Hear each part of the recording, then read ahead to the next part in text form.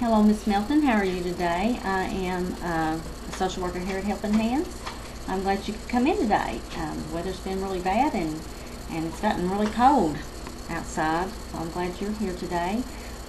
Would you would you prefer to be called Miss Melton, or is Haley okay? Haley's fine. Okay. Well, before we get started, I want to tell you a little bit about the services Helping Hands provides. We include assessments and individual and family counseling. We work with substance abuse education and with counseling with families and different families with substance abuse problems. We provide financial education, personal finance planning, and if we don't have a service that suits your need, then we'll try to find you the service that is appropriate for what you need. Does that sound okay? Mm-hmm. Well, first of all, I need to take a few minutes because there are a few very important things that I need to discuss with you before we get started. It's important for you as a client to understand your rights, as well as I need to explain to you the restrictions that the federal and state government places on me as a social worker, and we'll discuss how we can protect your privacy.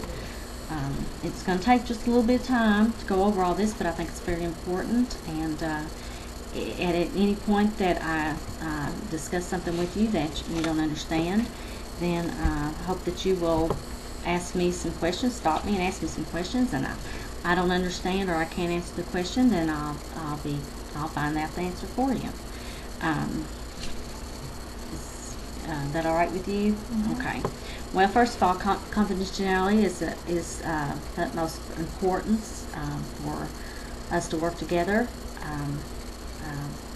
I take it really seriously. I respect you as a person, and I want, at the same time, I want you to feel safe so that you can speak to me and tell me whatever you want to, or feel comfortable talking to me.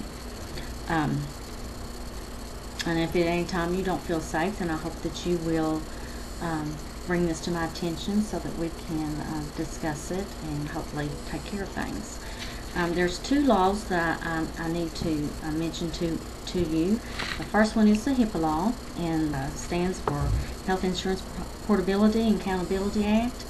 And this generally just it says that any information you discuss with me is considered behavioral health information, and it's protected by this law. And another law that is also important and is a little bit stricter is the 42 CFR law, and this is a federal substance abuse confidentiality law. And I want you to know, take these laws seriously. If there's before I disclose any information, then I will get your permission to do so. I'm going to consign a form. We'll go into detail about that just a little bit later. There are exceptions to this law, however, and I need to go over these with you so that you'll understand these exceptions. It's a broad law, but it simply states that I can't disclose information. I can disclose information for certain reasons, and one is that if you happen to come in and you commit a crime here in the office or against the person here in the office, or if there's a medical emergency in which I have to call the emergency services, then I will have to disclose some information about you. Also, I'm required by law to report any reports of suspected child abuse or neglect. Eventually can also be void for certain research, audit, and evaluations.